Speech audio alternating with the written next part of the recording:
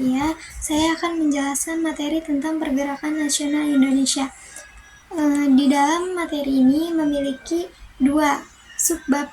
Yang pertama ada munculnya pergerakan nasional Indonesia.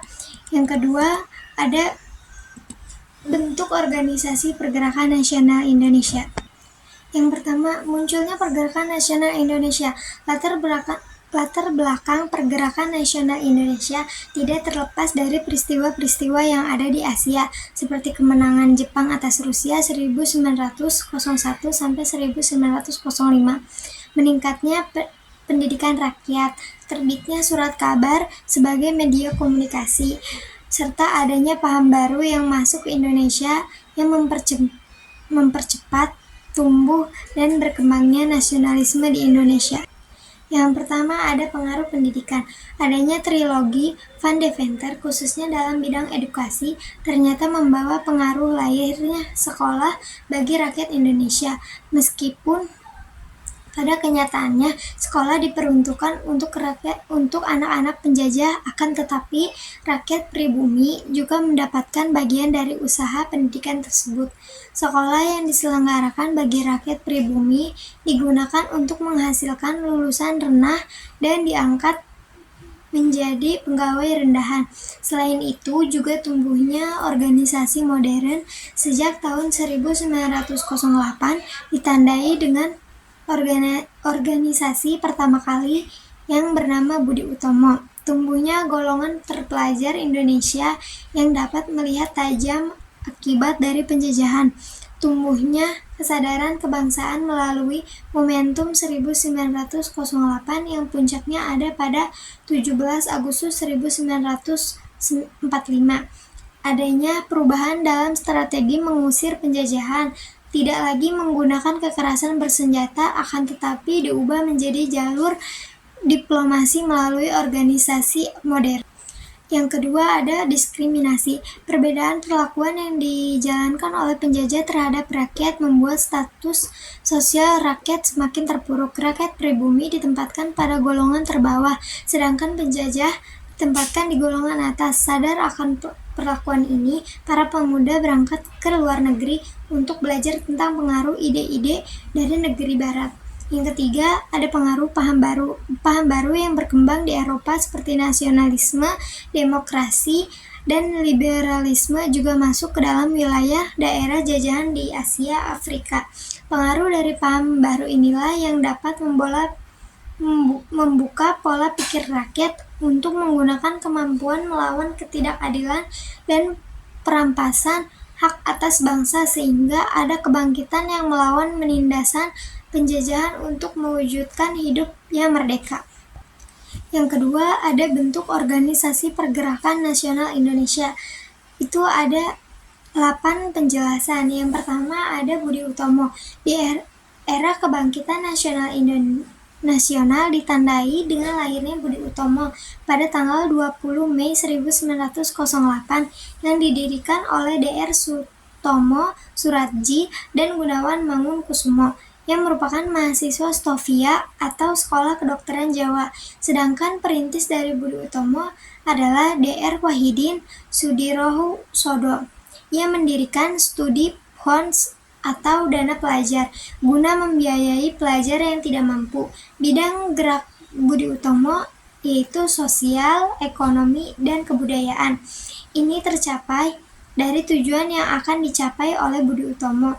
Tujuan dari organisasi Budi Utomo adalah kemajuan bagi Hindia atau kemajuan yang harmonis bagi nusa bangsa. Tujuan tersebut akan dicapai melalui usaha antara lain memajukan pendidikan, teknik industri, pertanian, peternakan, dan perdagangan, dan serta menghidupkan kembali kebudayaan sendiri. Yang kedua ada Sarekat Islam.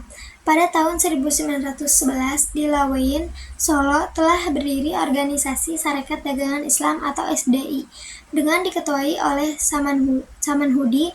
Latar belakang berdirinya SDI karena ingin menyaingi pedagang-pedagang Cina.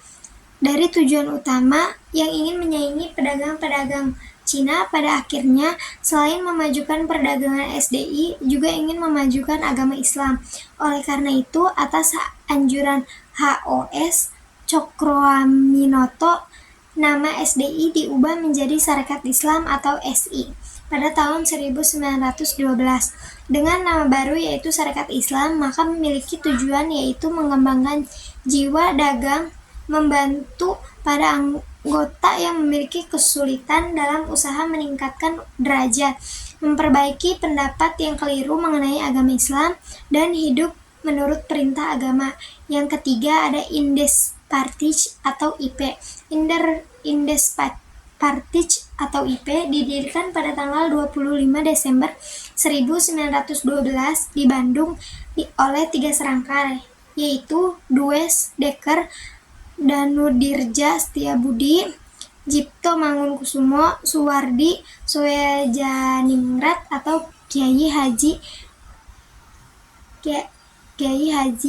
Hajar Dewantara. Tujuan didirikannya partai politik ini adalah mempersatukan Hindia Belanda sebagai persiapan Hindia merdeka. Tujuan ini disebarluaskan melalui surat kabar De Express. Anggaran dasar dan program kerja dari IP adalah membangun patriotisme IP terhadap tanah air, bekerja sama atas dasar kesamaan ketatanegaraan demi memajukan tanah air, dan mempersiapkan kehidupan rakyat yang merdeka. Yang keempat, ada Muhammadiyah. Muhammadiyah didirikan pada tanggal 18 November 1912 di Yogyakarta oleh Kiai Haji Ahmad Dahlan, yang merupakan seorang ulama besar yang terpengaruh gerakan Wahabi. Tujuan didirikannya Muhammadiyah adalah memajukan pengajaran Islam, mengembangkan pengetahuan Islam dan cara hidup menurut peraturan Islam, membantu dan meningkatkan kehidupan sosial masyarakat Islam. Untuk mencapai tujuan tersebut, Muhammadiyah menempuh usaha antara lain mendirikan, memelihara, dan membantu pendirian sekolah berdasarkan agama Islam untuk memberantas buta huruf. Yang kelima ada Partai Komunis Indonesia. Partai Komunis didirikan pada tanggal 4 Mei 1914. Heng Seneflif mendirikan Indeks Sosial Demokrasi Vereniging atau ISDF atau Persatuan Sosial Demokrat Hindia Belanda.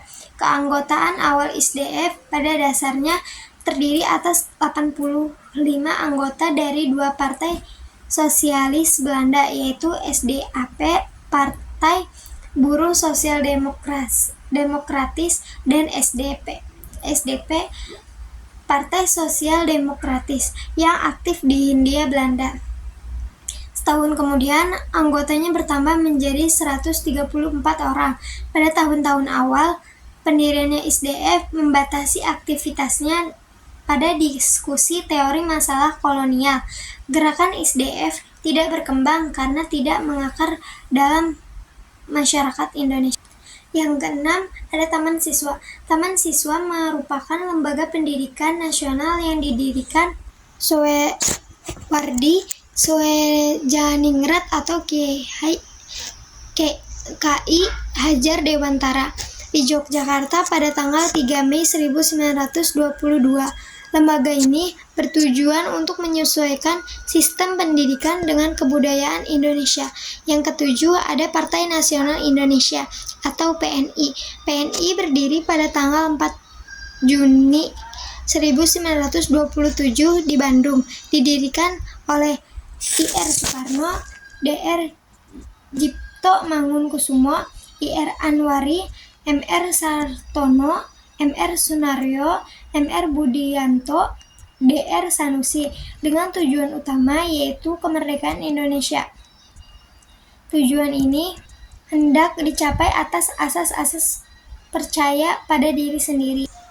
Artinya memperbaiki keadaan politik, ekonomi, dan sosial dengan kekuatan sendiri. Misalnya dengan mendirikan sekolah-sekolah politeknik bank nasional, dan koperasi. Itulah sebabnya PNI tidak mau bekerja sama dengan penjajah. Pergerakan PNI didasarkan pada semboyan marhaenisme atau memperjuangkan rakyat miskin. Yang terakhir, yang kedelapan, ada gerakan wanita. Pelopor gerakan wanita adalah R.A. Kartini, putri Bupati Jepara Aryo Sasrodiningrat. Kartini memiliki cita-cita mengangkat derajat wanita melalui pendidikan dan pengajaran. Untuk merealisasikan keinginannya itu, Kartini mengadakan kontak lewat surat dengan wanita Barat dan juga wanita di Nusantara. Sekian penjelasan materi dari saya. Kurang lebihnya mohon maaf. Wassalamualaikum warahmatullahi wabarakatuh.